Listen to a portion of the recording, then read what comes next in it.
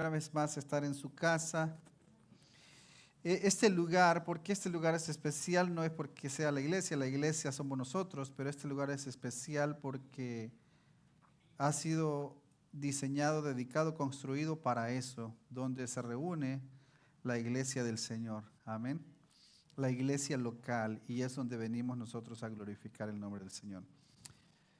Bueno, vamos a ir entonces a la epístola a los Hebreos. A la epístola a los Hebreos, que se ha discutido muchas veces quién será el autor de esa epístola o de esa carta y por qué no tiene quien la escribió. Sin embargo, se ha llegado a la conclusión que debe haber sido el apóstol Pablo. Entonces, capítulo 10 y un solo versículo vamos a estar leyendo, 25. Versículo 25. 10:25 lo pueden ver también en la pantalla. Y dice así, en el nombre del Padre, del Hijo y del Espíritu Santo, no dejando de congregarnos como algunos tienen por costumbre, sino exhortándonos y tanto más cuando veis que aquel día se acerca. Una vez más, no dejando de congregarnos como algunos tienen por costumbre, sino exhortándonos y tanto más cuando veis que aquel día se acerca. Padre, te damos las gracias por la oportunidad, gracias Dios mío por la bendición que nos concede de estar juntamente con nuestros hermanos en esta hora, en este día para ser edificados a través de tu santa y bendita palabra. Gracias Padre Celestial por todas tus bendiciones, gracias por el amor para con cada uno de nosotros cuando no lo merecíamos, tú tuviste misericordia, dice tu palabra que tú moriste por nosotros aún siendo enemigos tuyos. Perdónanos, Señor, por todas nuestras faltas. Perdona porque lo que debíamos haber hecho y no lo hemos hecho. Perdónanos, Dios mío, por no haber sido seguramente, no hemos sabido agradecer ese favor, ese sacrificio inmerecido para con cada uno de nosotros. Te pedimos ahora que abra nuestra mente, nuestro entendimiento y que podamos ser edificados a través de tu santa y bendita palabra. En el nombre de Jesús. Amén y amén. Pueden sentarse, hermanos. Entonces, hoy tenemos un tema que le hemos titulado la adoración corporativa. La adoración corporativa. Entonces, esto lo tomamos prestado, este tema lo tomamos prestado del libro Tres distintivos de un miembro bíblico del pastor Tom Pimenton. Entonces, que es uno de los distintivos o de los primeros distintivos, la adoración corporativa. Entonces, y los encabezados que tenemos es de la siguiente manera. Ese versículo lo vamos a dividir en 3 partes. Tiene 4 partes, pero tratamos de unir las primeras 2 partes en un solo punto para manera de memorizarlo con más facilidad. Entonces, la primera parte del versículo que dice, no dejando de congregarnos, como algunos tienen por costumbre, esa va a ser una parte, y el encabezado será la importancia de congregarnos regularmente sin desmayar. La importancia de congregarnos regularmente sin desmayar. Número 2, dice siguiente parte del versículo, sino exhortándonos. Encabezado número 2, la importancia de animarnos mutuamente. La importancia de animarnos mutuamente. Número 3, dice, tanto más cuando veis que aquel día se acerca. Dice la parte final de este versículo.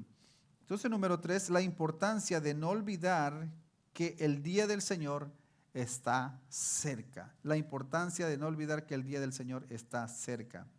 Así que el tema central de Hebreos gira en torno a la importancia de la congregación y la exhortación mutua entre los creyentes. Entonces, un poquito acerca de lo que es la carta de los Hebreos. Obviamente el título lo dice, fue para los hebreos, y no se sabe si los hebreos que estaban fuera de Jerusalén o estaban en Italia o estaban fuera de Italia, porque en una parte como referencia dice los hermanos que están en Italia os saludan. Entonces no sabemos si estos hermanos de Italia estaban fuera de Italia y saludaban a los hermanos hebreos que estaban en Italia, o estos hermanos de Italia estaban en Italia y estaban saludando a los hermanos hebreos que estaban fuera de Italia. Así es que eso queda en la incógnita. Pero el punto es que el escritor empieza hablando del libro acerca de lo que es la superioridad de Cristo aún sobre los ángeles. Sobre los ángeles empieza exhortando acerca del pueblo de Israel, cómo caminó en el desierto y no creyeron a Dios. Tentaron a Dios, de hecho, 3 veces, y siempre dice que andaban vagando en sus corazones. Más adelante nos habla del sacerdocio de Cristo, que era mejor que el sacerdocio levítico. Y más adelante nos habla acerca del sacerdocio de Cristo como sumo sacerdote superior a los sumos sacerdotes que eran temporales, porque por la debilidad del humano tenían que morir y otro sumo sacerdote tenía que reemplazarlo. El oficio del sacerdote era que ofrecer sacrificios por el pecado, por el pueblo cada año, machos cabrillos, y lo tenía que hacer cada vez, cada año, y recordar o traer a la memoria nuevamente esos pecados.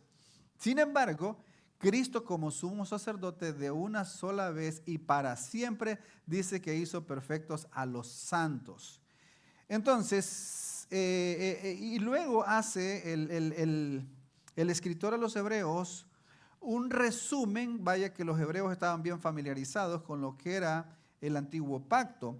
Hace un resumen de todo lo que significaba en el antiguo pacto las ceremonias.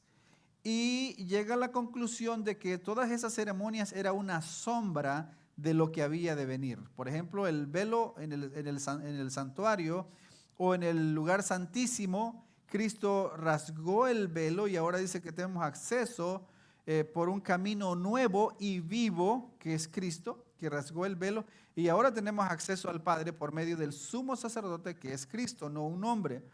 Entonces, en el capítulo 10, versículo 19, o sea, hasta ahí, hasta el 18, nos enseña toda una cuestión doctrinal y doctrinas fundamentales. Enseña del cambio del antiguo pacto al nuevo pacto, como ahora en Cristo. Todo eso se cumple ahora en Cristo. Del versículo 19 en adelante, del capítulo 10, nos va a enseñar lo que sería todo eso, llevarlo a la práctica. Todo eso, llevarlo a la práctica. Así que antes, en el antiguo pacto, solo el sumo sacerdote tenía acceso al lugar santísimo. Pero ahora en Cristo, todo cristiano es sacerdote, por decirlo de algún modo. Dice que nos ha hecho un reino de sacerdotes, en Apocalipsis. La palabra dice reyes y sacerdotes, pero más bien la traducción sería un reino de sacerdotes. Todos tenemos acceso, como el sumo sacerdote, ahora por medio de Cristo, al Padre. Entonces vamos a ver qué nos va a decir: acerquémonos confiadamente al trono de la gracia por medio de Jesucristo, y así sucesivamente. Entonces vamos a ir al encabezado. Habiendo dicho eso, vamos a ir al encabezado número 1. Hay gente que dice, yo he escuchado gente decir que yo creo en Cristo, pero no creo en la iglesia. O sea, no creo en congregarme. Yo creo en Dios. Dice gente que dice, yo creo en Dios, pero no creo en la iglesia, ¿verdad? No veo la necesidad de congregarme. Bueno, pero eso es algo incoherente, porque si crees en Dios, debes de creer en Cristo. Y si crees en Cristo, la iglesia es el cuerpo de Cristo. Entonces, Cristo murió por la iglesia. No es posible que alguien ame a Dios y no ame el cuerpo de Cristo. No es posible, ¿verdad? Algo no está cuadrando ahí. La matemática no da, algo no está correcto ahí. Así que no es posible que una persona diga que es creyente, que es cristiana y no se congregue. No ame el congregarse el día domingo, o que el día domingo, que el primer día de la semana, también se conoce como Día del Señor, no sea una prioridad en su vida, en su agenda. No es posible. No es posible.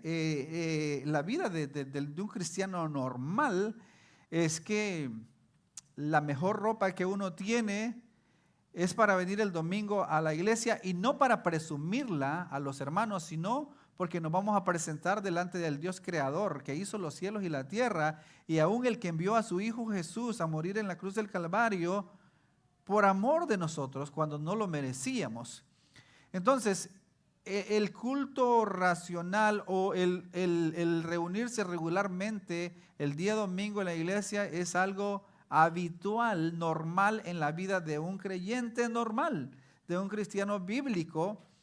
Entonces, no tiene sentido que alguien diga que eres creyente, que cree en Dios, pero no le da esa honra de vida a ese Dios que supuestamente él cree, a ese creador, a ese que es Señor, que es soberano, que es soberano.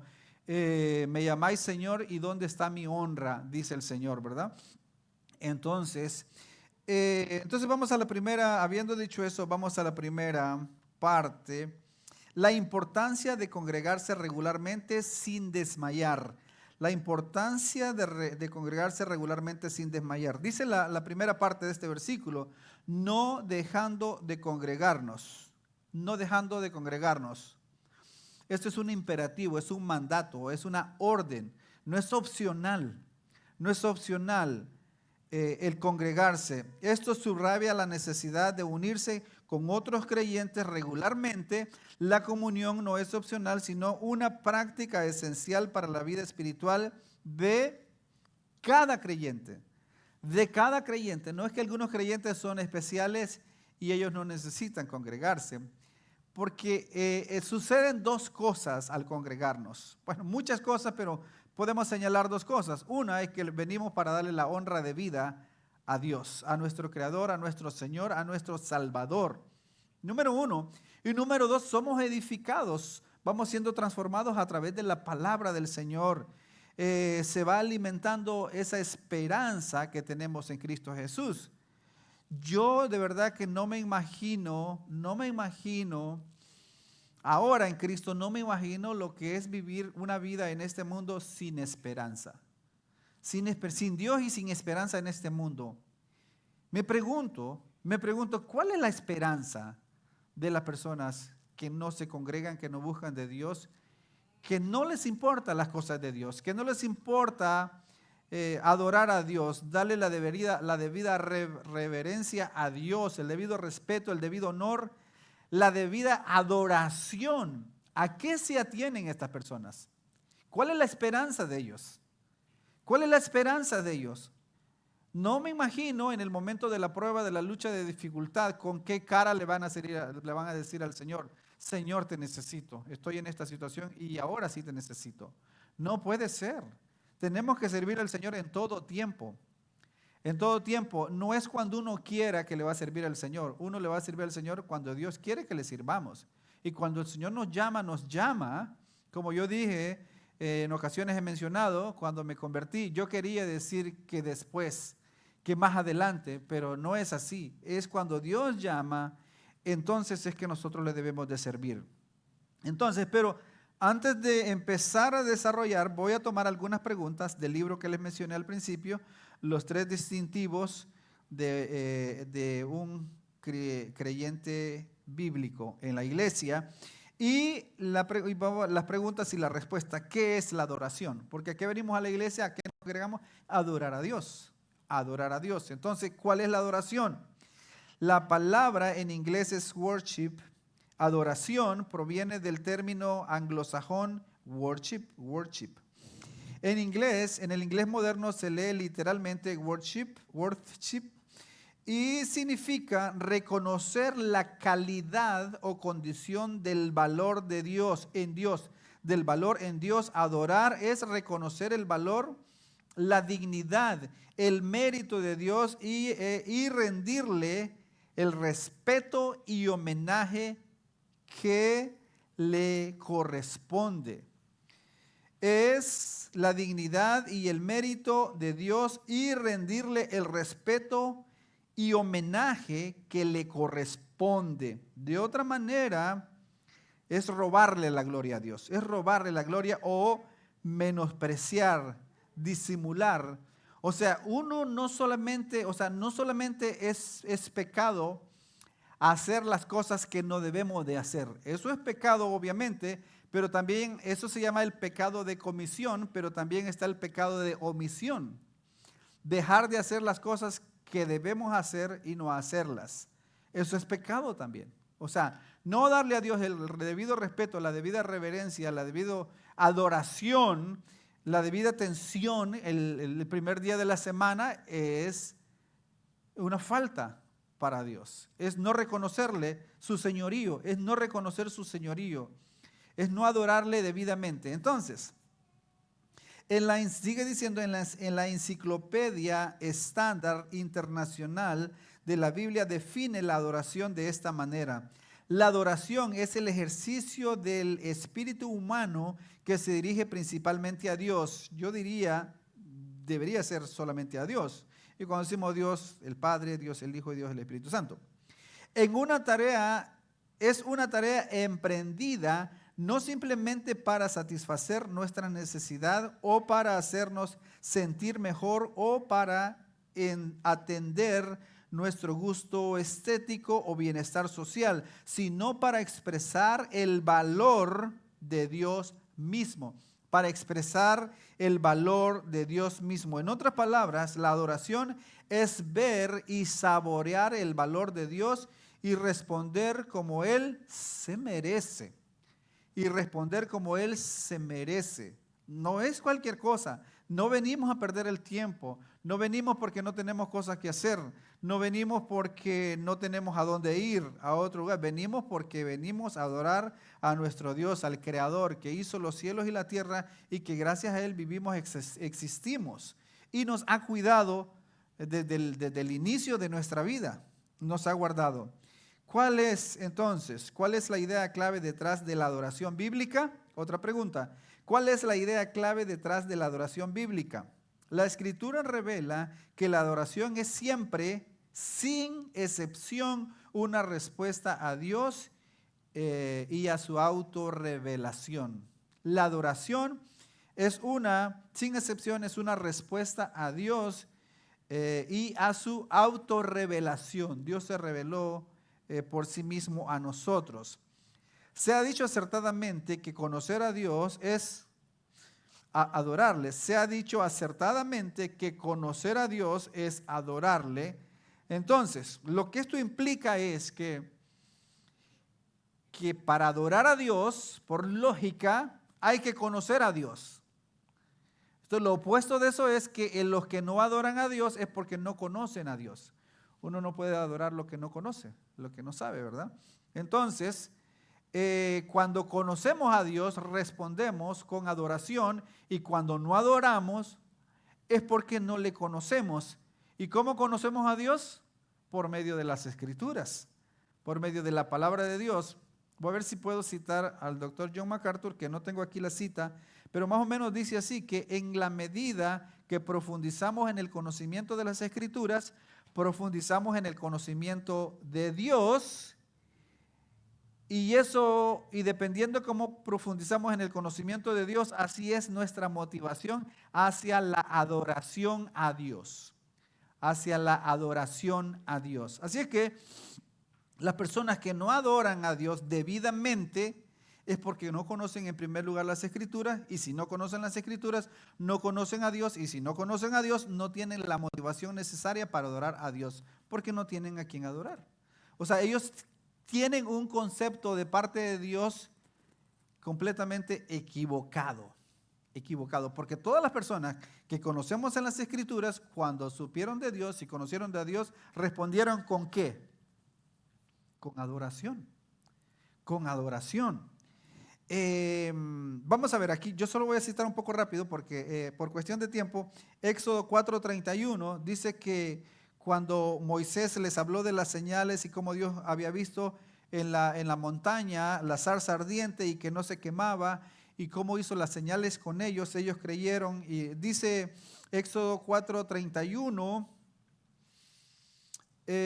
y dice: y el pueblo creyó, y al oír que el Señor había visitado a los hijos de Israel y habían visto su aflicción, se postraron y adoraron. se postraron y adoraron. Se dieron cuenta que Dios había visitado su aflicción. Se postraron y se adoraron. Otro ejemplo, después de la oración, de la dedicación de Salomón por el templo, el Señor respondió enviando fuego del cielo y manifestando su gloria en el templo. Segundo libro de Crónicas 7:3 registra la reacción de los israelitas y dice de la siguiente manera: cuando vieron todos los hijos de Israel descender el fuego y la gloria de Jehová sobre la casa, se postraron sobre su rostro en el pavimento y adoraron y alabaron a Jehová, diciendo: porque Él es bueno y su misericordia es para siempre. Entonces, ¿cuál es lo natural cuando alguien tiene un encuentro con Dios? Responder con adoración. Responder con adoración, eso es lo natural y eso es lo que se espera.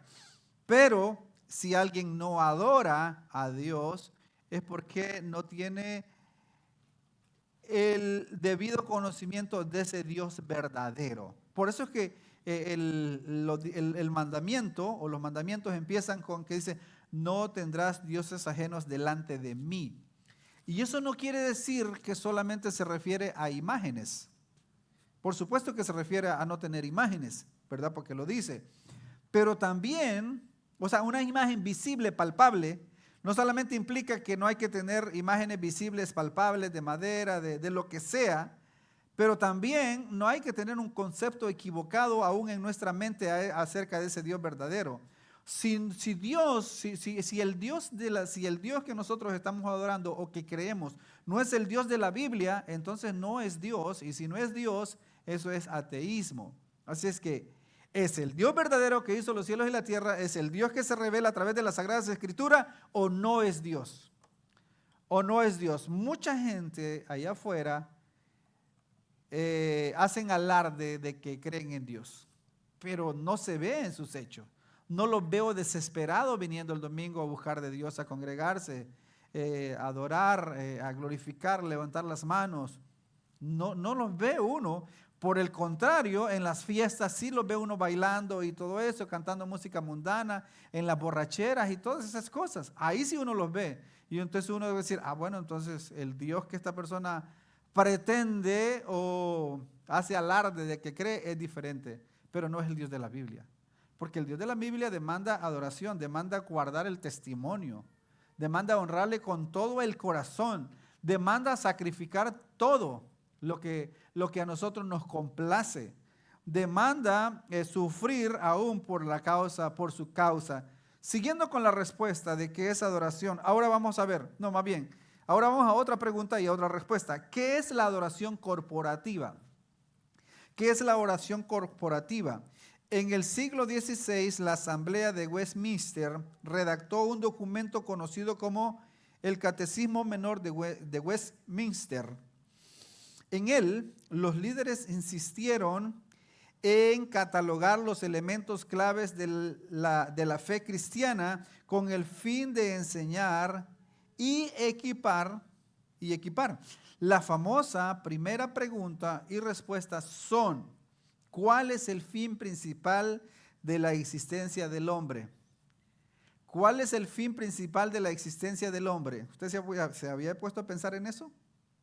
¿Cuál es el fin principal de la existencia del hombre? El fin principal de la existencia del hombre es glorificar a Dios y gozar de Él para siempre.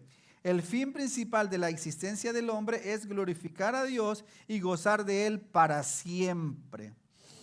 Tras un examen exhaustivo de las Escrituras, la adoración fue identificada como la mayor prioridad para la vida cristiana y la iglesia. Primera de Corintios 10:31, si pues coméis o bebéis o hacéis otra cosa, hacedlo todo para la gloria de Dios. Aun cuando comemos, aun cuando bebemos, tenemos que hacerlo para la gloria de Dios.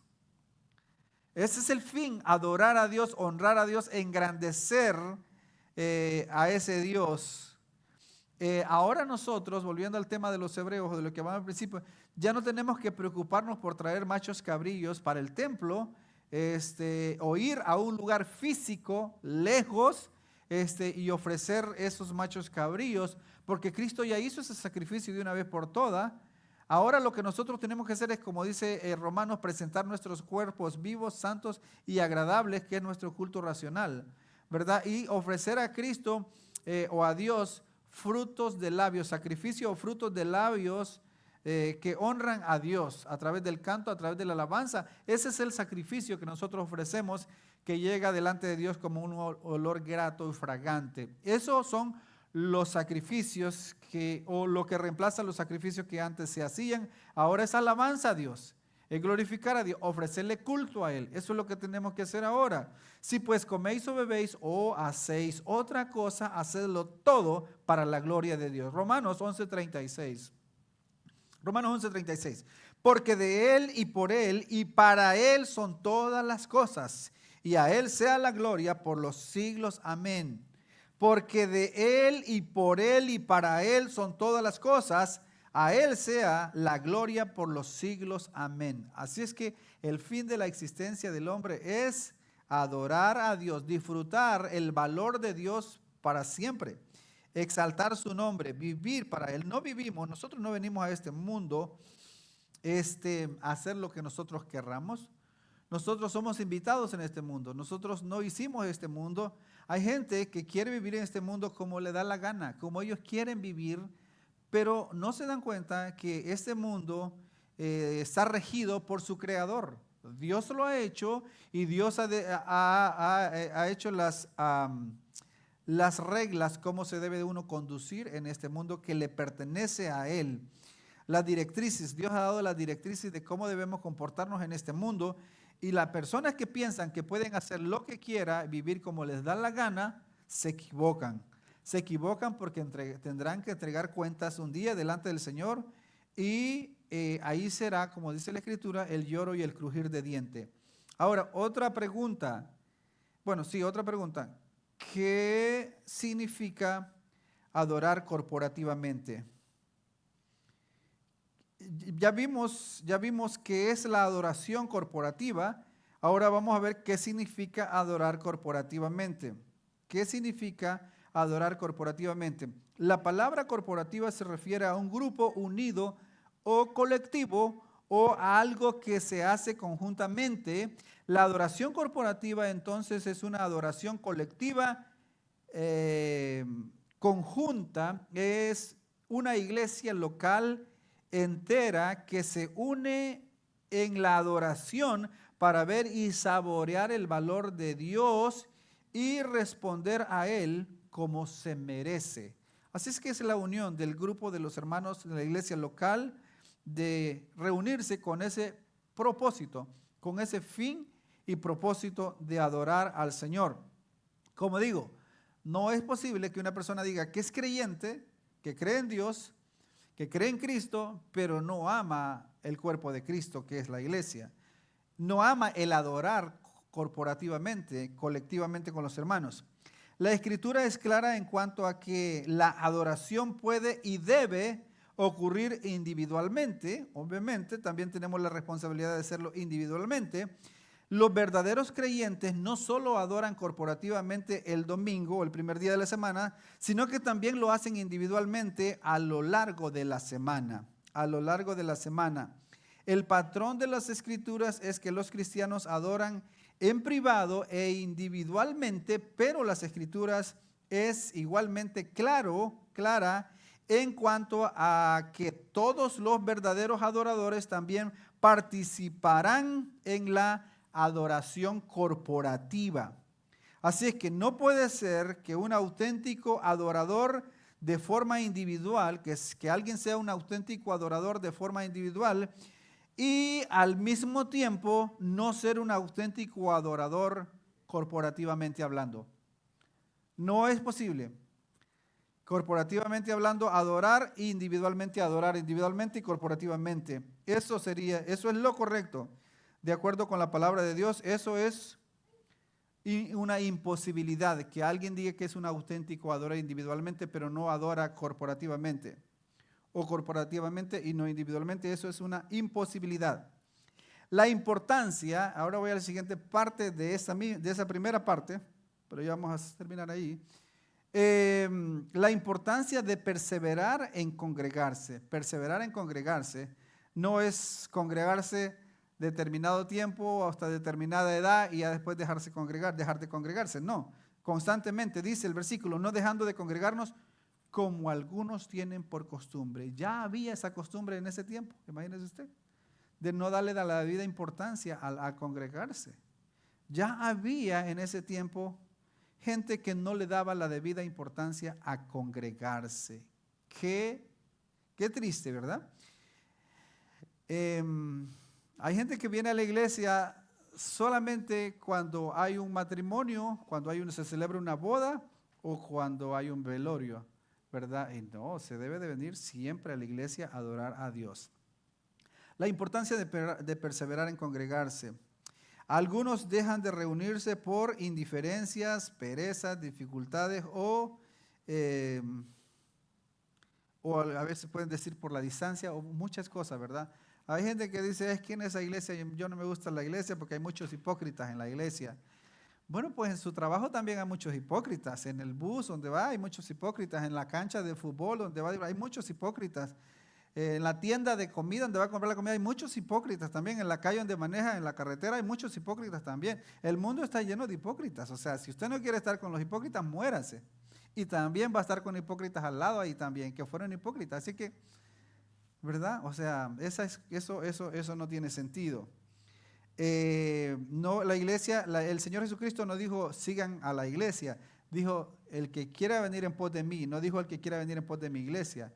El que quiera venir en pos de mí. Cristo es perfecto. En Él no hay tacha alguna que alguien pueda decir, oh, Cristo me falló, o Cristo aquí, o Cristo allá. No lo pueden decir. De la iglesia sí, porque estamos en proceso. Pero todos estamos iguales, ¿verdad?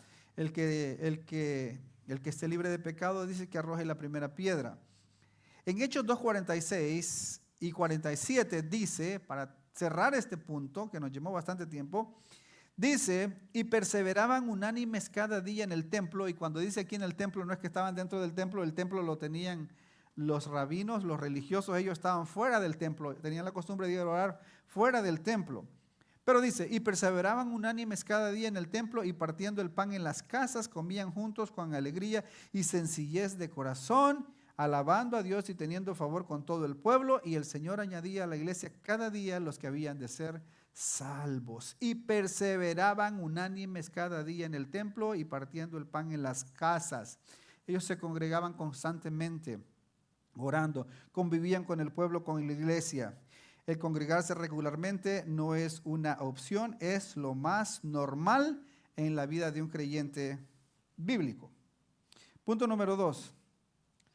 La importancia de animarnos mutuamente. La importancia de animarnos mutuamente. Dice, no dejando de congregarnos como algunos tienen por costumbre, sino exhortándonos. Sino exhortándonos. Eso también se puede traducir animándonos, motivándonos, ¿verdad? A seguir congregándonos, a seguir sirviéndole al Señor.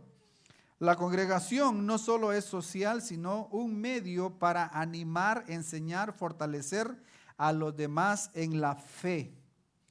Hebreos 9:19 al 25, que es donde empieza la exhortación a animar o a llevar en práctica todo lo que el escritor de Hebreo ha enseñado. Aquí nos va a enseñar 5 imperativos, 5 órdenes, 5 mandatos. Dice el versículo 19 en adelante. Así que, hermanos, teniendo libertad para entrar en el lugar santísimo por la sangre de Jesucristo, por el camino nuevo y vivo que Él nos abrió a través del velo, esto es su carne, y teniendo un gran sacerdote sobre la casa de Dios, acerquémonos con corazón sincero, en plena certidumbre de fe, purificados los corazones de mala conciencia y lavados con los cuerpos con agua pura, mantengamos firmes sin fluctuar la profesión de nuestra esperanza porque fiel es el que prometió, y considerémonos unos a otros para estimularnos al amor y a las buenas obras. Y el versículo que leímos, no dejando de congregarnos como algunos tienen por costumbre, sino exhortándonos. Entonces, el primer imperativo que nosotros vemos aquí, el versículo 22, acerquémonos con un corazón sincero en plena certidumbre de fe. Nos llama a acercarnos a Dios con confianza, gracias a la obra de Cristo, en adoración, comunión íntima y una fe sincera. Acerquémonos, o sea, no tenemos excusas para no acercarnos, para no adorar, para no buscar, ¿verdad? Nosotros, o sea, como la iglesia, si es necesario que alguien necesite transporte, buscamos la manera de resolverlo, pero lo resolvemos, ¿verdad? Fíjese que yo tuve el privilegio de hace más de 28 o 30 años de traer personas a la iglesia y esas personas aún siguen perseverando en la iglesia. Eso es una bendición. De repente me he topado con ellos por ahí y dicen, hermano, yo me acuerdo cuando usted me traía a la iglesia, me iba a recoger, iba bien lejos a traerme a la iglesia y gracias a Dios todavía estoy perseverando. ¡Qué bendición! Uno no sabe de verdad cómo puede cambiar la vida de una persona a través de un pequeño esfuerzo o sacrificio de esos. Así es que no hay excusa. El otro imperativo o mandato o ordenanza que tenemos, mantengamos firmes sin fluctuar la profesión de nuestra esperanza. Perseverar, versículo 23, perseverar en la fe y la esperanza sin dudar, fidelidad y constancia ante las pruebas y dificultades. Una de las cosas que imagino que usted ha visto, ¿verdad? En los safaris, sobre todo en África, en los videos, que de la manada de los búfalos, los leones, la manada de leones buscan al último, al que se queda atrás, al más débil.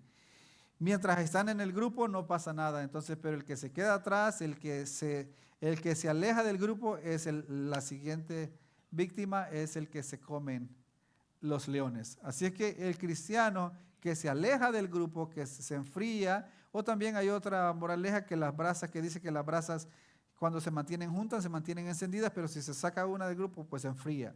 Así que juntamente, colectivamente se mantienen, se protegen, se animan, se motivan. Así que la carga, la prueba es más fácil de esa manera. Número 3, versículo 24, mandato imperativo. Y considerémonos unos a otros para estimularnos al amor y a las buenas obras, pensar activamente en cómo animar a otros creyentes. Amor fraternal, servicio mutuo, comunidad. Y número 4, no dejando de congregarnos, versículo 25, no dejando de congregarnos como algunos tienen por costumbre, permanecer en la comunión de los creyentes sin abandonar las reuniones, perseverancia en la comunidad cristiana. 25, sino exhortándonos, el imperativo número 5, o mandato o orden, sino exhortándonos, que es donde estamos, y tanto más cuando veis que aquel día se acerca. Animarse mutuamente en la fe, especialmente al acercarse el regreso de Cristo, edificación mutua y vigilancia espiritual. Entonces, eso es lo que manda la palabra del Señor, que debemos de exhortarnos, motivarnos mutuamente. Hemos tomado la decisión, estuvimos reunidos que vamos a partir de los miércoles o a partir de este miércoles que viene, Dios mediante, vamos a empezar a visitar a los hermanos que no han estado viniendo, que por alguna razón se han quedado ahí, y no para acusarlos, sino para animarnos, para tomarlo de la mano, para poner, es decir, aquí está mi hombro, vamos a seguir adelante. Sigamos, asistamos a la iglesia, vamos a orar por usted, qué es lo que necesitamos, qué hay que hacer, cómo le podemos ayudar, pero estamos aquí para decirle que estamos ayudarle. La Escritura dice, fuérzalos a entrar para que se llene mi casa. Así es que lo que vemos allí es adoración, adoramos nosotros en la iglesia, adoramos, perseveramos, amamos, permanecemos unidos y nos animamos unos a otros, no dejando de congregarnos como algunos tienen por costumbre. Ahora vamos a ver algunos textos, lo voy a hacer bastante rápido.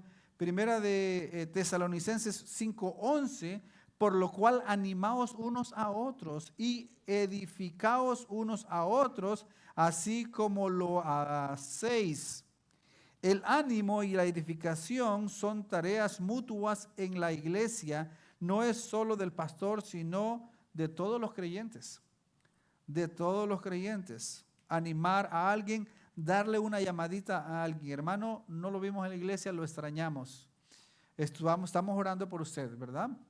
Debemos de orar por todos los hermanos. Hebreos 3:13, antes exhortaos o animarnos los unos a los otros cada día, entre tanto que se dice, hoy, para que ninguno de vosotros se endurezca por el engaño del pecado. Sí, eso es lo que sucede. El león del pecado se come ¿verdad? Como dijimos, el búfalo que se queda, que se aparta del grupo. Se lo comen los leones. Animarse cada día ayuda a mantener el corazón sensible a Dios y a evitar el pecado. Alejarse del pecado es caer en las garras, ¿verdad? Del león, del pecado. Es como un león. Dice la Escritura, poniendo toda nuestra ansiedad sobre Él, porque Él tiene cuidado de nosotros, y dice resistir al diablo y Él oirá de nosotros. Así que colectivamente unidos podemos resistir más al diablo que individual.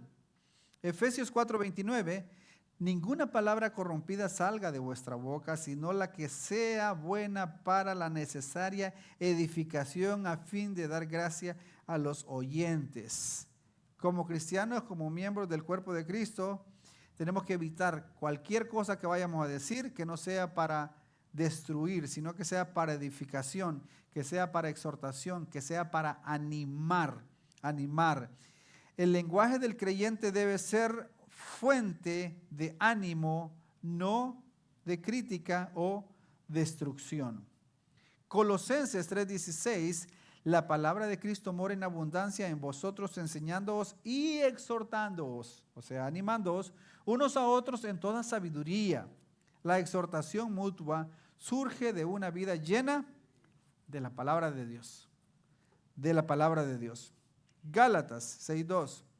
Sobrellevad los unos las cargas de los otros y cumplid así la ley de Cristo. Sobrellevad los unos las cargas de los otros y cumplid así la ley de Cristo. Animar a otros también significa acompañarlos en sus luchas y sufrimientos. En sus luchas y sufrimientos. Entonces, animarnos unos a otros es el acto de amor que fortalece la fe, previene el pecado, edifica el carácter y mantiene la unidad del cuerpo de Cristo. Creo que se acabó la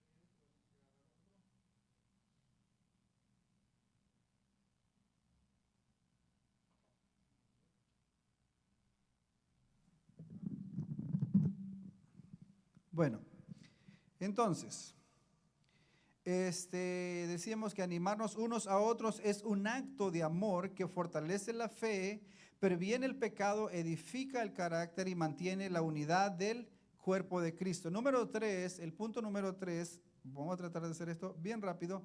La importancia de no olvidar que el día del Señor está cerca. Encabezado número 3, la importancia de no olvidar que el día del Señor está cerca. Dice la parte final del versículo 25 que leímos, y tanto más cuando veis que aquel día se acerca, y tanto más cuando veis que aquel día se acerca, recordar la cercanía del regreso de Cristo o el juicio final da urgencia a la fidelidad y a la exhortación mutua. Sabe que algunas veces la gente o los cristianos, sobre todo estamos hablando de personas que no se congregan, que no le dan la debida importancia a congregarse, han escuchado que Cristo viene. Han escuchado que Cristo viene. Todo el mundo ha escuchado que Cristo viene. Pero como pareciera que, ¿quién sabe cuándo será que va a venir? No creen que eso pudiera suceder pronto. Ahora, pero cuando nosotros analizamos el Antiguo Testamento y todas esas profecías que se dieron 1500 años, 2000 años antes de Cristo, y así sucesivamente, 800 años, 700 años. Cuando se dieron, faltaban muchos años para que eso sucediera, en la venida de Cristo, la venida del Mesías, y luego dice en Lucas, y que el Señor iba conforme a lo que decían las Escrituras. Cada cosa que sucedía, que pasaba, incluso cuando le preguntaron si él era el Hijo de Dios, si era el Rey de los judíos, y él no habló, no abrió su boca, ya estaba escrito eso, que en Isaías 53, como oveja fue llevado ante los transquiladores, no abrió, enmudeció y no abrió su boca. Cada cosa, cada gesto estaba escrito. Entonces, lo que quiero decir es que si todo eso que se anunció, por ejemplo, Deuteronomio 18, se habló de que, y de ti y de vuestros hermanos levantaré a un profeta, hablando a Moisés, y que ese profeta era Cristo. A Abraham le dijo de tu descendencia, y así sucesivamente. Cada una de esas promesas que se dio en ese tiempo, aunque hubiese sido unos miles de años antes de que sucediera, se cumplió al pie de la letra. Al pie de la letra, exactamente como estaba el día de Belén. Se había dicho que de Belén, en Miqueas, de Belén nacería el que sería, ¿verdad?, el Redentor, el pastor de Israel. Exactamente sucedió en Belén. Nada de ninguna de las promesas del Señor cae a tierra o se queda empolvado en un escritorio y nunca se lleva a cabo. Como los políticos que a veces hacen proyectos mientras están en campaña, vamos a hacer el puente y vamos a hacer lo otro y vamos a hacer aquello, y después se queda ahí, ¿verdad? Pero en Dios no. Lo que Él promete se cumple, y puede que tarde muchos años o puede que sea pronto, pero se cumple porque se cumple. Entonces, si todo eso ya se ha cumplido, lo que sigue, que es la segunda venida de Cristo, sin duda se cumplirá, porque se cumplirá. ¿Cuándo? No sabemos cuándo, pero sí sabemos que cada vez queda menos tiempo. Cada vez queda menos tiempo. Entonces, la importancia de no olvidar que el día del Señor está cerca. Si nosotros tenemos la dicha de ver el retorno de Cristo, será una bendición, y si no, cuando Él venga, nos resucitará, y podremos decir nosotros, cuando partamos de este mundo, si Él no ha venido, pues ojalá que nosotros podamos decir como el apóstol Pablo: he peleado la buena batalla, he acabado la carrera, he guardado la fe, por lo demás me está guardada la corona de justicia, la cual me dará el Dios juez justo, y no solo a mí, sino a aquellos que también aman y esperan su venida. Entonces, versículo 25, tanto más cuando veis que aquel día se acerca. Apocalipsis 1:10, el día del Señor puede ser el día de su segunda venida, del juicio final, de la resurrección. También puede ser el día domingo, ¿verdad? Pero en este caso el escritor de Hebreos se refiere al día del juicio final. Vamos a ver un ejemplo del primer día de la semana. En Apocalipsis 1:10 dice Juan: yo estaba en el Espíritu en el día del Señor, y oí tras de mí una gran voz como de trompeta. Aquí lo que está diciendo Juan es que estaba en el primer día de la semana, el día domingo, cuando él vio esa visión.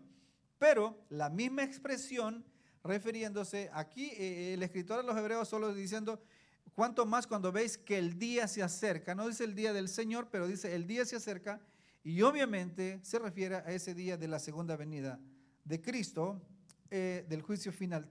Primera de Tesalonicenses 5, 1 y 3.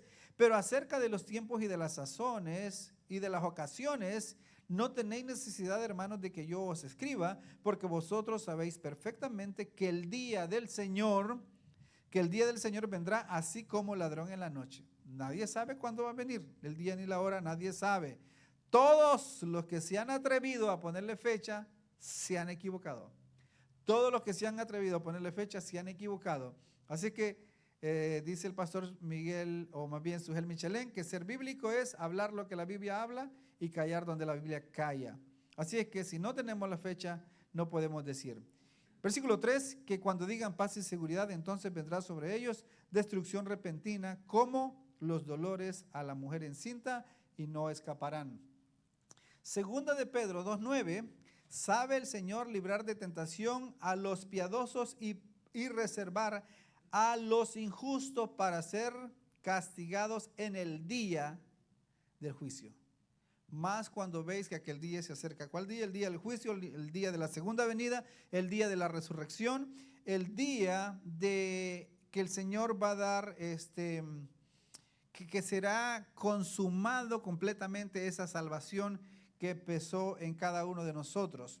El día de la redención, donde tendremos cielo nuevo y tierra nueva. Segunda de Pedro 3:10. Pero el día del Señor vendrá como ladrón en la noche. Lo mismo que estaba mencionando Pablo, ahora lo está mencionando Pedro. En el cual los cielos pasarán con grandes estruendos y los elementos ardiendo serán deshechos y la tierra y las obras que en ella hay serán quemadas. La tierra será llevada a no será llevada a la inexistencia, sino a una transformación, El día del Señor. El día del Señor se refiere al tiempo en que Dios interviene, viendo algunos ejemplos del Antiguo Testamento, el día en que Dios interviene y trae juicio para las naciones.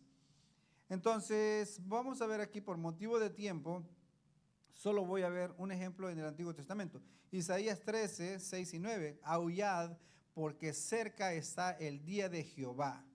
Vendrá con furor y ardiente ira. Con furor y ardiente ira. Eso es el día del Señor. Gracias. El día del Señor o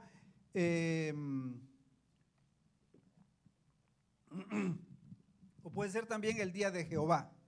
O puede ser el día de Jehová. Ahora en el Nuevo Testamento, el día del Señor representa la intervención divina para juzgar el pecado y purificar al pueblo. Bueno, eso todavía es en el Antiguo Testamento. En el Antiguo Testamento, el día del Señor representa la intervención divina para juzgar el pecado y purificar al pueblo. Eso es en el Antiguo Testamento. Nuevo Testamento. En el Nuevo Testamento, el concepto continúa, pero ahora enfocado en la segunda venida de Cristo. Ya vimos 1 Tesalonicenses 2, el día del Señor vendrá como ladrón en la noche. Ya vimos 2 de Pedro 3:10, el día del Señor vendrá como ladrón en la noche, en el cual los cielos pasarán con grandes estruendos. Apocalipsis 6:17, porque el gran día de su ira ha llegado. ¿Qué dice Hebreos? Mayormente y cuanto más veis que aquel día se acerca. ¿Cuál? El día de la ira. El día de la ira, porque el gran día de su ira ha llegado, y ¿quién podrá sostenerse en pie? Segunda de Tesalonicenses 2, 2 y 3 habla de ese día en relación con la manifestación del hombre de pecado. En el Nuevo Testamento, el día del Señor es el momento del juicio final y de la revelación plena del reino de Cristo en el Nuevo Testamento. Entonces, ¿a qué nos lleva eso? Que nosotros tengamos siempre en mente, la importancia de tener siempre en mente ese día, vivir en vigilancia. Debemos de vivir en vigilancia. Velad, Mateo 25:31, velad pues, porque no sabéis el día ni la hora en que el Señor vendrá. Así que eso es a través de la congregación colectiva, de estar congregándonos regularmente, estamos vigilando. Los creyentes deben de estar espiritualmente preparados. Número 2, esperar con esperanza. Esperando, Tito, por ejemplo, Tito 2:13 dice, esperando la bienaventurada esperanza y la manifestación gloriosa de nuestro gran Dios y Salvador Jesucristo. Tito 2:13, esperando la bienaventurada esperanza y la manifestación gloriosa de nuestro gran Dios y Salvador Jesucristo. Tito 2:13 es un día de gozo para los redimidos. Ese día será un día de gozo para los redimidos. Número 3, motivo de santidad. Tener eso en mente, la importancia de tener en mente la segunda venida de Cristo o el día de Cristo, el día del Señor, nos motiva a vivir en santidad. Segunda de Pedro 3:11, puesto que todas estas cosas han de ser desechas, ¿cómo no debéis vosotros andar en santa y piadosa manera de vivir? Así que siendo que tendremos cielo nuevo y tierra nueva y que todo será quemado, ¿cómo no debéis vosotros andar en santa y piadosa manera de vivir? No hay tiempo para pensar en pleitos o en cosas así cuando tenemos en mente la segunda venida de Cristo, que puede ser en cualquier momento. No se sabe, nadie sabe el día de la hora, nadie lo sabe. La certeza del día del Señor impulsa, motiva a la santidad, a vivir en santidad. Número 5, más bien, diferencia entre el día del Señor y el día del Señor Jesucristo. La diferencia entre el día del Señor y el día del Señor Jesucristo: el día del Señor hace énfasis en el día del juicio. El día del Señor hace énfasis en el día del juicio. El día de Cristo hace énfasis en la recompensa de los creyentes. Por ejemplo, Filipenses 1:6. Voy a ver 3 citas aquí, ya estamos terminando, del día de Cristo, para que veamos la diferencia del día de Cristo a la diferencia del día del Señor. Filipenses 1:6. Estando persuadidos de esto, que el que comenzó en vosotros la buena obra la perfeccionará hasta el día de Jesucristo. Hasta el día de Jesucristo. Será el mismo día, pero en este caso se está refiriendo a los creyentes, el día de la recompensa o de la redención. Filipenses 1:10. Para que aprobéis lo mejor a fin de que seáis sinceros e irreprensibles para el día de Cristo. Para el día de Cristo. El día del Señor se refiere o hace énfasis al juicio final o al castigo. El día de Cristo para los creyentes a la redención. Filipenses 2:16. Asidos de la palabra de vida para que en el día de Cristo yo pueda glorificarme de que no he corrido en vano, ni en vano he trabajado. Ni en vano he trabajado. Recordar a Cristo volverá y pondrá fin a todo injusticia. Cuando Cristo vuelva, pondrá fin a toda injusticia en este mundo. Hoy en día mucha gente trata de argumentar que no cree que Dios exista por las cosas que ven en este mundo. Parece que la gente puede hacer lo que quiera, lo que le da la gana, y parece que Dios está desobligado y no está en control. Sin embargo, Él está en control de todo. Cuando se habla de la segunda venida de Cristo, como vemos tantas cosas que suceden en este mundo, la gente llega a pensar que quizás no será así. Pero no, Dios tiene todas las cosas bajo control. Dios tiene todas las cosas bajo control, aunque nosotros no veamos cómo es que Él está obrando. Él está obrando. Por ejemplo, cuando el pueblo de Israel sale de Egipto, ellos van por el desierto y llegan al mar. Y aparentemente ellos ya están libres de Faraón y del ejército de Faraón, pero luego ven hacia atrás y ven la polvareda de los carros de Faraón, los caballos y todo, y ahí empiezan a decir, bueno, ¿cómo es posible que Dios deja que Faraón se prepare con sus caballos, con sus carros y sus armamentos y todo, y venga por nosotros? Ya somos muertos aquí en este lugar, en este desierto, a la orilla del mar. Debíamos haber muerto en Egipto, y ¿para qué Dios nos trajo aquí? Y ellos empiezan a murmurar. Y por cierto, hoy en día en ese lugar están las evidencias de la columna de fuego. Bueno, pero lo que ellos no sabían, voy a terminar la historia y luego les comento lo de la arqueología. Lo que ellos no sabían, o sea, mientras ellos están renegando y viendo o describiendo lo que sus ojos ven, ellos no están viendo lo que Dios tiene, el propósito que Dios tiene en ese ejército que viene detrás de ellos. Ellos no lo están viendo, ven ese polvareda detrás de ellos y esos caballos y todo. Entonces ellos sacan la conclusión de que se van a morir ahí. Lo que no saben es que unos minutitos antes de que se acerque a ellos, se levanta una columna de fuego de oscuridad para los egipcios y fuego de luz para el pueblo de Israel. Y Dios le dice a Moisés que golpee el mar con la vara golpee el mar y el mar se abre y el pueblo empieza a avanzar. Y en la medida que ellos avanzando, la columna de fuego va haciendo una división entre el pueblo de Israel y el egipcio y los egipcios. Entonces van avanzando y la columna va avanzando con ellos al momento que los israelitas salen al otro lado del mar. En ese momento los egipcios, sus ejércitos, sus caballos, sus carros están en medio del mar. Y ya una vez que el pueblo de Israel sale al otro lado, el último, hasta los patos, las gallinas, todos los animalitos que llevaban con ellos salen al otro lado. Entonces desaparece la columna de fuego y el mar se cierra nuevamente y los egipcios quedan ahogados ahí. Ellos no estaban viendo, cuando empezaron a murmurar, ellos no estaban viendo todo eso. Entonces nosotros no sabemos en realidad qué es lo que Dios está haciendo, aunque estemos viendo las cosas difíciles, pero algo Dios está haciendo, pero no sabemos qué es lo que está haciendo. Lo que le quería comentar es que hay evidencias en el Mar Rojo de que eso fue así. Esa columna de fuego derritió piedras y arenas y ya están las evidencias de que ahí hubo fuego y fue ese fuego que hubo ahí y quién sabe si todavía están los pedazos de carreta o cosas así. Pero bueno, es verdad porque la Biblia lo enseña y están las evidencias. Entonces, vivir con esperanza, pureza, urgencia. Recordar, tener en mente la importancia de la venida de Cristo nos motiva a vivir con esperanza, pureza y urgencia. Perseverar en la fe sabiendo que el día del Señor está cerca. Es lo que acabamos de ver. Así que nos ponemos de pie, termino con esta conclusión leyendo los encabezados. Entonces, la importancia de la reunión cristiana y la edificación mutua mientras esperamos el regreso de Cristo. Encabezado número 1, la importancia de congregarse regularmente sin desmayar.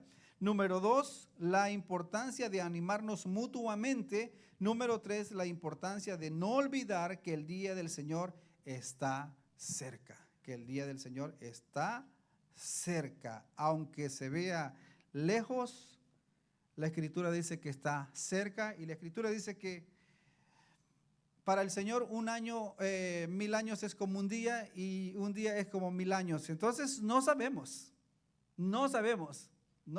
cuándo será, pero sí sabemos que cada día que pasa es un día menos para la venida de Cristo. Amén. Entonces vamos a orar, vamos a darle gracias a Dios. Y les invito a que animemos a los hermanos que nos están viniendo a la iglesia a que se congreguen, a que busquen de Dios, oremos por ellos. Vamos a invitarlos, vamos a partir del miércoles, vamos a estar yéndolos a visitar y poniendo en las manos del Señor. Es urgente, es necesario, no es un juego el congregarse, no es algo que si me queda tiempo o no puedo porque tengo que ir a lavar la ropa o cosas así. No, debe ser una prioridad en la vida de cada cristiano.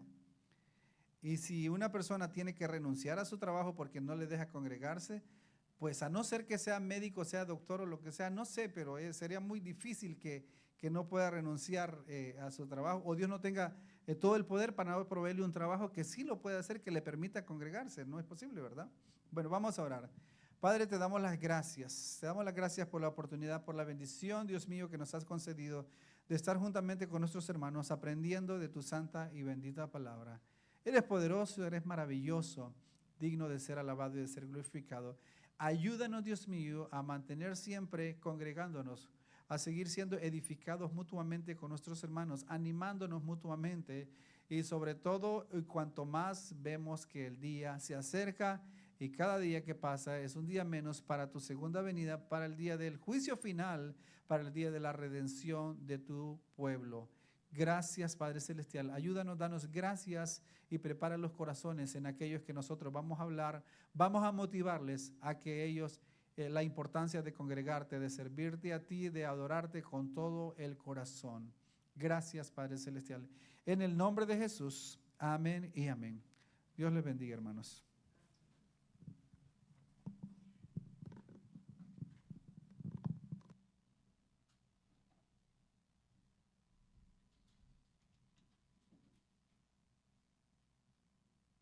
Amén. Solo para ir finalizando, hermanos, nuestro servicio, solo vamos a dar los anuncios para esta semana, ¿verdad? Como ya lo comentaba el pastor,